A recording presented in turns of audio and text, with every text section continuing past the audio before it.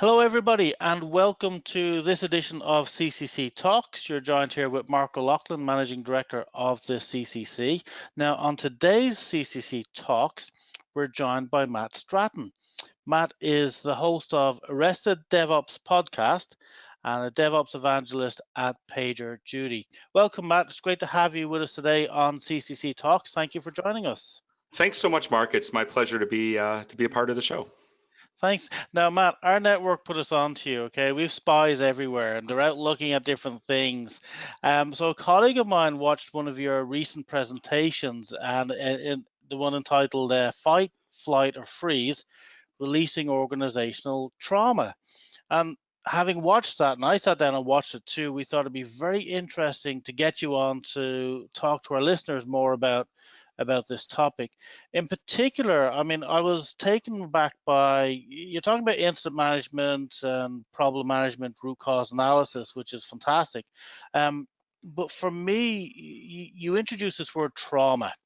And your session looks at trauma and the purpose of the talk described traumatic events as being something that happens in an organization. So we know incidents or an outage preventing business from doing the thing that the business exists to do, you know, affecting their customers. But I'd like you to maybe open up and tell us a little bit more about your perspective of the trauma element of incident in this incident and problem resolution scenario.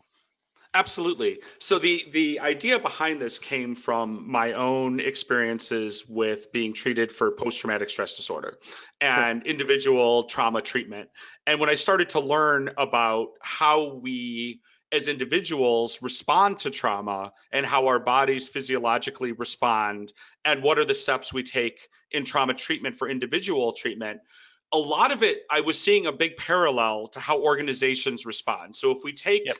the idea that an incident or an outage or a disruption in service, like you said, is basically a traumatic event. So Mhm. trauma is when it occurs to a person is when our nervous system is out of answers, right? We cannot respond. We're out of solutions to a problem, and that Yep. introduces trauma. And so the same thing kind of happens. And what happens with people when we have a traumatic event that triggers trauma is that our window of tolerance is broken, right? We Yep. normally we can respond. Hey, we get activated by something. It activates a response. We respond. We come back. We settle. We continue to move. When there's something traumatic, we might get stuck on or get stuck off, either stuck in flight or stuck in freeze. And organizations tend to do this as well. And what happens that as I started to do a little more research and investigation and thinking this kind of hypothesis out, is that the thing that's great about people, we have this thing called the prefrontal cortex, and Yes. it's usually a big advantage, right? It's where executive function happens. It's how we tell the difference between right and wrong, good and bad. Yep. But the problem is our prefrontal cortex responds the same way to perceived trauma as it does to real trauma. So when there are things, for lack of a better term, when there are things that physiologically remind us of something traumatic, it causes our prefrontal cortex to respond the same way it does to real trauma. And organizations do that the same way. When there's something that looks similar, we respond the exact same way. And the Mhm. reality is, systems are very complex, right? Yes. Technical and Yes. sociological systems within our organizations. So we try to do this pattern recognition. Like we love to do that as humans. We want to say, this looks like something I've seen before, so I'm Yeah. going to respond similarly. But the Yes. reality is, every incident is unique because of the complex systems at play. Mhm. So what we tend to do as organizations is we either get stuck on where we're always in kind of flight, or we get stuck off where we're stuck in freeze. And all of these things prevent us from being able to innovate and move forward. Yes. Um, Yes. and they're very counterproductive to the idea of being able to learn from incidents and be able to grow as an organization and enhance how we work. Yeah, I think that it's very interesting to bring that level into it. I've certainly seen organizations over the years have a major incident, customer impacting that eventually was, revenue impacting, but also from I guess, the organization's perspective, their perspective as well. But I've seen them try to fight the incident, and it just made things worse. I've seen them freeze where they can't make a decision to do anything, which Yep. prolongs the pain. And then I've seen flight where they say there is no problem when it's blatant to everybody that there is, or at least at the boardroom they're trying to hide behind it. So it's very interesting for me to see those human traits actually fall into those patterns of incident management, and to have experienced it myself over a number of years. Um, I also wanted to get your view on you're big into DevOps, so you're big into all this digital, the service economy that's growing. Um, I take it that there's a lot of people have managed incidents for the last 20, 30 years. It's nothing new today. But is there a case that if they don't change how they manage these incidents in the past, that these newer technologies, the newer cloud, the outsourcing model that's built around that, do they need to think differently for some of these new digital services that are coming out, where a provider at least manages the underlying incidents that they never see? I Do you think that's see? part of it. Yeah, There's a lot of reasons that we have to continually evolve our incident response. And one yeah, of the things I like to think about, and I've been doing IT ops for over 2 decades, so yeah, things have changed, things are different. There's definite data and science behind the idea of you write it, you run it, right? Like, so this idea of sort of yeah. having this small group that responds to all incidents and is able to fix everything Yes. generally doesn't work for several reasons. One is, to be honest, it never really worked that well in the first place, but we got away with it. And there Mm, was a time in my career when I could hold everything about the systems I supported in my head. I could yeah, you're supporting a lamp stack. Okay, I kind of know all the components. I know what they do. I can help figure it out. Today's distributed systems, it's impossible to be able to yes. understand Yeah. that because everything's in a constant state of change and dependency. So you want to be able to, in an incident, get the people who have the domain knowledge about that particular component involved as quickly as possible because they can help restore service as quickly as possible. That being said, in order to do that, we have to change the way we think about incident response in order to do that, because again, these are such complex systems. And you even mentioned like some of it is outside of our organization, some of it is stuff Mm, that's abstracted away. How do we understand how to see what's happening over in AWS when this piece is happening? Plus, we had a release on this microservice an hour ago, and I'm just the person carrying the pager. I can't know all this stuff, and it's crazy yeah. to expect me to, right? So Especially with we're distributing microservices. this. Yeah, Yeah, yeah, we have yeah. to distribute this effort, and That. that changes the way that we think about incidents and investigating and learning from them and sharing information. Yeah, that we again a lot of stuff we're seeing at the CCC when we look at the people aspect of change is people having to adapt what they do in smaller increments but more often. So Yes. how do we change how we do incident management? It's not a big bang thing where you go away for 9 months and try and figure it out. Adapt small. So if you're now doing microservices in a DevOps very fast environment, as you said, the incident manager isn't going to know very much about what that is. I think their role is to coordinate and bring people together and bring them through that resolution process using the people involved in, say, a microservice to figure out what went wrong. Or if they can't see it because they're in a fight situation, maybe to step back a little bit and to help them, help them through it. One Yeah, thing I that think yeah, sorry, go ahead, go ahead. I was just going to say a big part of that is we're big believers at PagerDuty in using the incident command system, which was actually developed by first responders outside of tech, and it's how first responders and fire resolution and things like that work together. And the role Right. of the incident commander, which can be someone who's their day job, their title is incident manager, doesn't really matter. Yep. Um, they're not a resolver, right? They're a coordinator, they're a communication, they're a Yeah. decision maker, but they know how to get the right people. And it's so much more about psychology and communication and leadership and delegation and decision making than any kind of technical acumen in being a really good incident commander. That's it. And I think, it's a really strong role. As you said, it's a leadership role, it's a communication role, but you do have to have technical insights or knowledge enough to be able to understand some of the domains that are being affected, not necessarily the in-depth knowledge, but you do certainly need to know something about it. And I always, is incident management been a little bit debased over the years, where it's, oh, sure, we could outsource that to a third party, and maybe that's an answer, maybe it's not. But certainly on some of the core critical applications that organizations have, I'd like to have control of how they get managed from an incident perspective, especially customer facing, revenue generating things that can lead to reputational damage. So I think it's a stronger role possibly than some organizations have, I think, given it merit, I think, over the years. I think a lot of companies are having great success with having it be a role and not a job. Yes. So I give the example at PagerDuty, but there's a lot of other organizations do it the same way. So we don't have people whose job, in the org chart is they're an incident manager. Our incident commanders that are on call as incident command, they have other jobs. And Yes. actually, what we found is some of our best incident commanders are product owners, and it's because they understand the product, right? They don't necessarily understand Cassandra or Kubernetes or Yep. the deep technical part, but they know how our product works. They know how the components work. And they have really good product owners, and product managers tend to have really good delegation and communication and decision making skills. Hmm. And the other reason we made the mistake in the past of saying, well, we want our incident commanders to be like engineering managers or engineering. The problem is, one of the rules of incident command is you're not a resolver, right? So if you're an engineer in your day-to-day job, you're not necessarily a great incident commander, because you might be the person who's best equipped to help solve the problem, but you can't be Yep. solving the problem because you're trying to run the incident and you're trying to move this team together. So we've had a bunch of really interesting experiences, and I've seen a lot of other companies have adopted this as they adopt the ICS. And it can be that it's not kind of a problem with saying having a formal incident management role within your organization, but look at what those skills are and where those things come in and how those folks can have that understanding and follow those processes. You can still follow those same processes. It works really well.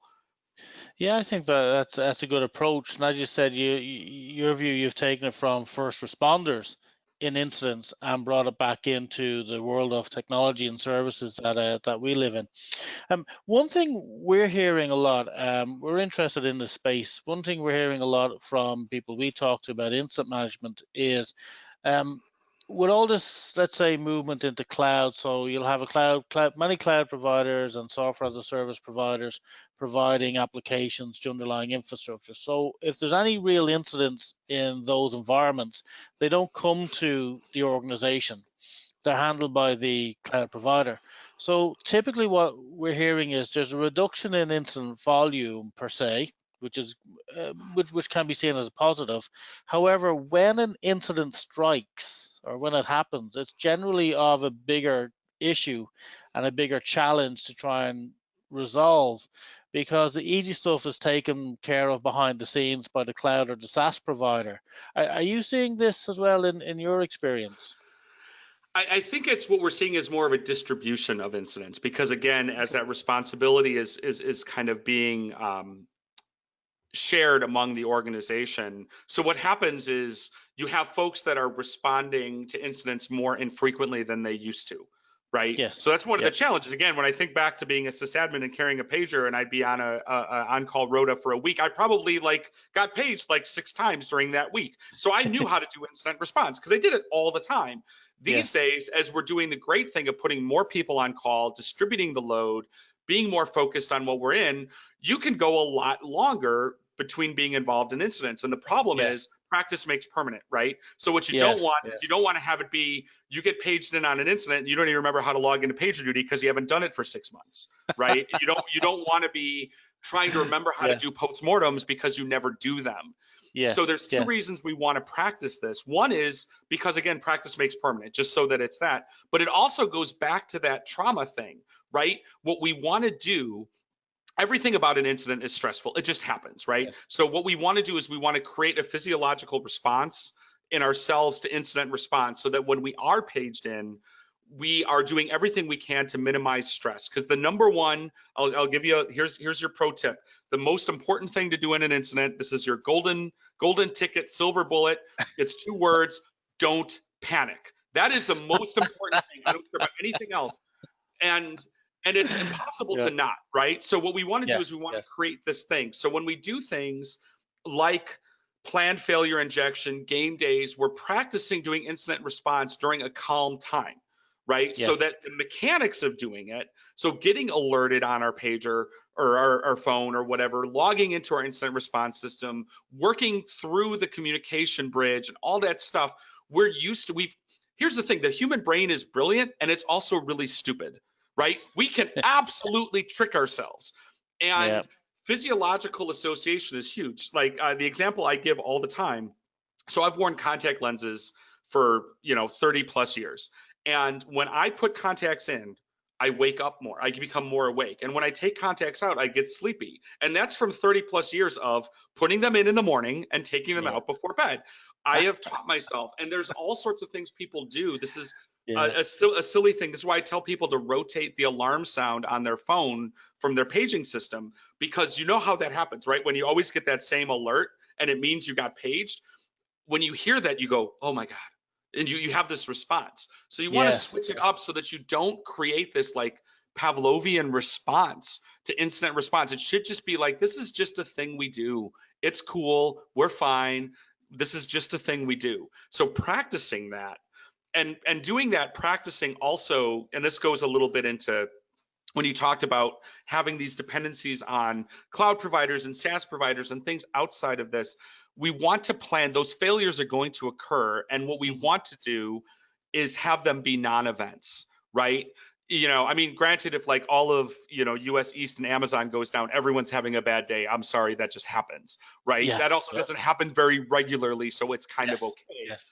But it's not uncommon to have some kind of degradation to some API you talk to. So it's usually degradation rather than abject failure. So we want to be testing that so that when it occurs, we know how to handle it.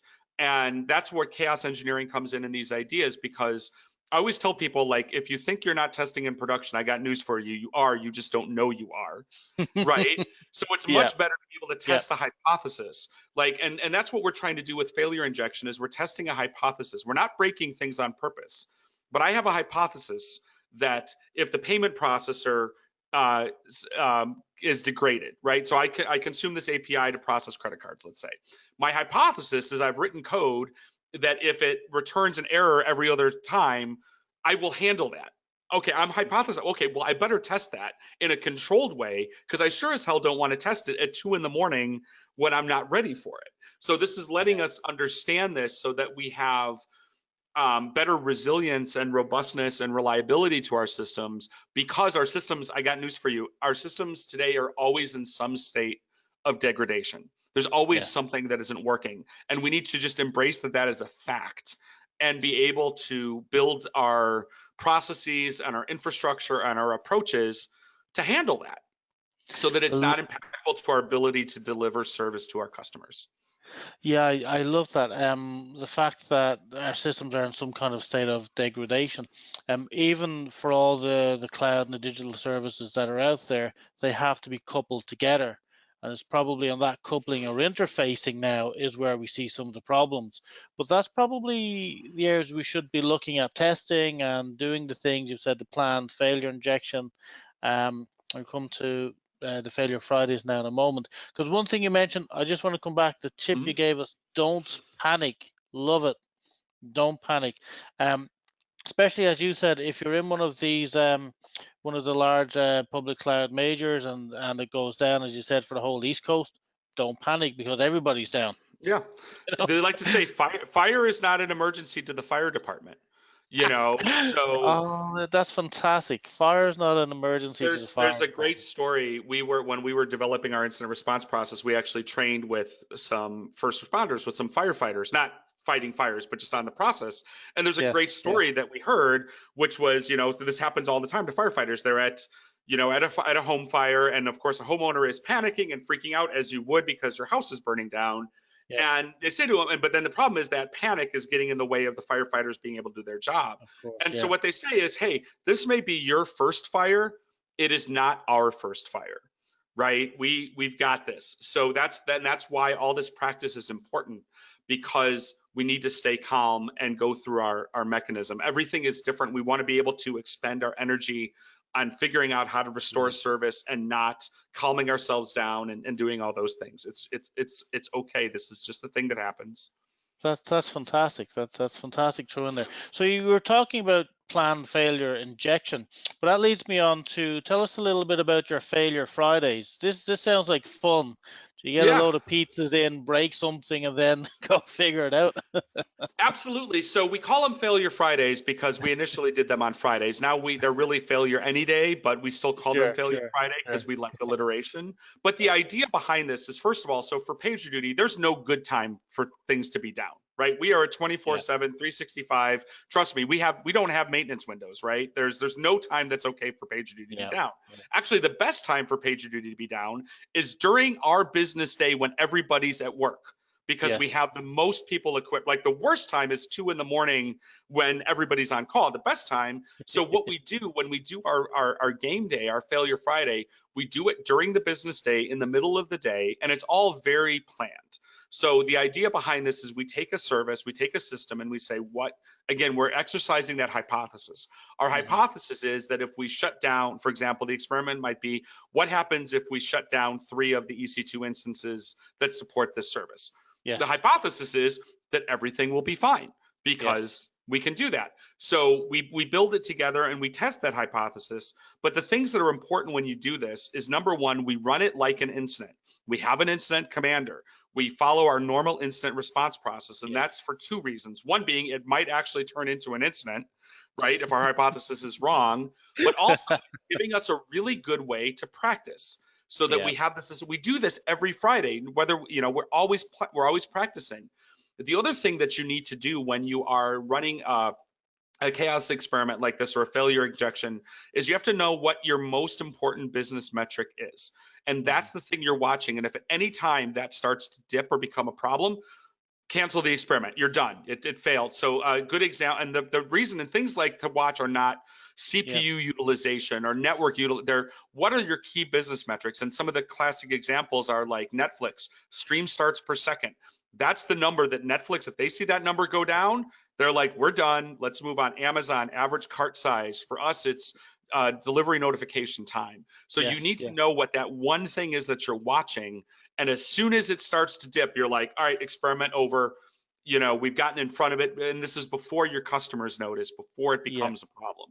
I yeah. don't care how much CPU MySQL is using. I really don't. But I certainly care if people are able to buy shoes, assuming that you sell shoes. If you don't, then you don't Yeah, yeah. really Now, care. to me, that's a fantastic thing to bring up in this session here, because as you said, the key thing to be watching is one of the key business metrics, not an IT metric. Now you might be Yep. gauging them and seeing what happens, fine. And I think from my experience over again the last number of years is a lot of people, if they even did something like this, they're looking at the wrong metric. They're looking at the IT things, and then the business are screaming, "Hey, as you said, the carts aren't being filled or the value is Right. dropped. What are you doing?" Yeah, but we've got good CPU over Yeah. here. It doesn't matter. Exactly. Matter. I always tell people when I have these conversations, I said, do you know how your company makes money? If you don't, go Yes. find out. I'll wait. Right? Yeah. Because you have to know these things, right? And I So, tell you, you could be waiting a long time, yeah. depending on who you ask. But it's incumbent on people running these and managing and building these systems to know the business metric, because that's what we're in business for. And yeah, we Yes. fleshed that out in our research as well. I think it's now coming to light with, especially with the DevOps, new versions of ITIL and this, is they're looking more at business metrics and trying to say this is where the value is. The other stuff is good. We've got it. We understand it. We've got to manage it, but that's not where the fire is. Yep. And the other thing, as you're describing your failure Fridays, I'm just thinking it's a fire drill. If you use the fireman or fire person analogy, it's the fire drills every week. Yeah.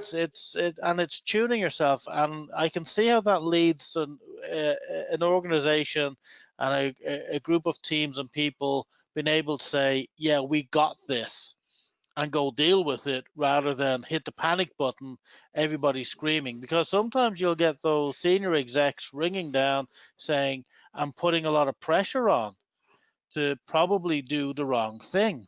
Yes. Where you like that, as you said, the homeowner's telling the fire guy, "Hey, don't break that window to let the smoke and the fire out so you can hose it down because I'll have to replace it." He's like, I'm going to do that because it'll probably put the fire out quicker than any other approach that we take. Yeah, Yeah, so it's been executive able swoop. to push back. We call that executive swoop, and it can be very disruptive during an incident. And it's a big skill for an incident commander is to know how to handle that. And we do a lot of training around that. But Yeah, yeah, I'll give you one tip. So at the yes, end of the day, the way you prevent all executive swoop is keeping your stakeholders informed and keep them informed somewhere other than the response call. Have a different yeah, way to keep them up to date because most of the yeah, times these happen because they come from the best of intentions, right? These are folks who this is their business too. They're trying to help. They're trying to get information, but it's disruptive. But the thing yeah. is, so this is my second pro tip for folks listening. If you're running an incident, if you're the incident commander and executive, CEO jumps on, CIO jumps on, starts barking orders saying, don't listen to Matt, listen to me, do what I'm saying, blah, blah, blah. There is one key phrase that will help you every time. And you say, are you taking command? And watch how quickly that person does not say yes. And if they Fantastic. do, then fantastic, great, you're done. You're like, sweet, CEO's in charge. But more often than not, it's a lot of stuff, and we do a lot of great training. And if you go to Yes, our yes, we've open sourced our incident command training at response.pagerduty.com so people can check it out. And there's a lot of great tips on handling executive swoop and stakeholder communication. You don't have to use our product to be able to use these yep, techniques. yep. I'm a big That's fan of fantastic. We'd love people to go over, have a look at that. And as you said, it's open source, use it. it. Yeah. I like that. Executive swoop. How we avoid it, have a separate call that talks to them as Hmm. opposed to them being involved in the firefighting call, which really makes sense because everybody's on the call making noise. Get them off it, get them somewhere else, inform them slightly different with maybe a little bit of language. I think that's really good. And I love the question, are you taking command, which also means responsibility Yep. for what's happening next. It's really, really good. As you said, you're training your mindset and your teams, your people to be able to react, engage, get on, get things done, and then get on to the next thing. And possibly, I think it really fits in this digital space because as I said, with the way we're coupling a lot of clouds and digital everything together, I think we're getting less incidents of the minutia nature and more of the complex nature that requires more of this, not less, and probably requires more of it within an organization rather than being outsourced just as a process outsourcing exercise. So much more coordination Mm, because mm, there's so many people that get involved now because you don't as you're going and looking at all these different contributing factors in a cascading failure because usually yeah. major incidents are not one thing that happened. It's a cascading failure of a lot of small failures that all happened in a unique way, and so you have to Yes, do a yes. lot of coordination to learn from that. Yes, yes. You use the example of the firefighter. I have an example of the airline industry, Hmm. and in crash investigations that they never look for a single root cause. It's always a number of things that have happened that led to a catastrophic accident or whatever has happened. There's no single root cause. There's multiple causes that happen, and in a certain sequence, caused X and Y to then happen. So I think those examples, the firefighter examples, stuff from outside of our general day to day, where people have really trained for this is really good. Matt, I have a quote. I'm just going to read it here. Yes. That was really good. So resilient organizations are not traumatized by routine threats to their mission or business. Non-resilient organizations are readily overwhelmed and often subject to symptoms of overreaction, shutdown, and a lack of regulated effort. I think that's a fantastic quote. I think you've kind of covered what that means in regards to if you're not ready for it, you're going to have the negative reaction and you're non-resilient. Resilient means being ready, being trained. We have the equipment, we have the people, we've put them under stress, put them under pressure in good times. So when the negative thing happens, they're good to go and we roll out the machine. I think that speaks to that quote. And I think the real key of that is about the word resiliency. And when we think about being resilient, it's different than being reliable or robust, right? So resiliency is not about planning for the things that we know are going to happen. A resilient organization or a resilient system has adaptive capacity, right? Yes, Has the yes, ability to flex around the things that yes, we don't know and we can't plan for, because, and that's where we can run into that analysis paralysis and try to think of all the things that might happen. And it's yeah, also this idea around incident prevention. Like, how do we yes, prevent this from ever happening again? I'm sorry, you yes, don't. It might yes, happen again for a different reason, for different combinations of things. But yeah, if our system and our team and our organization is resilient, we can respond to it, we can adapt to it, we can flex, and we can minimize the impact, and we can continue to service our customers and our users and keep yeah. everybody happy. Yeah, he said respond, adapt, and minimize. I think that they're key things. Matt, this has been right. This has been really good. I really like these sessions where we delve into the outside world and bring it back in. We're going to finish up, but I'm going to ask you just one final question, maybe to give us a few comments on. Mhm. Because you did speak about, I love this. You spoke about why blameless postmortems matter and why they're so important. So this whole idea of a blameless postmortem, could you just expand on that for a moment? Absolutely. And there's a little bit of a lot of times when we're thinking about blameless, we're really thinking about sanctionless, but blameless sounds good. And the thing is, we have to be blame aware. Like, it's our tendency to look for a human failure, right? And Yeah, a person who yeah, did a bad job or something. The problem is that normally that's not the case. yes, Normally it's a phenomenon around mistakes. Mistakes happen. They're going to happen. But here's the thing: if people are, to put a really broad stroke on this, if people are afraid of being punished for making mistakes, I've got news for you. They're not going to make fewer mistakes. They're going to become subject matter experts at hiding their mistakes.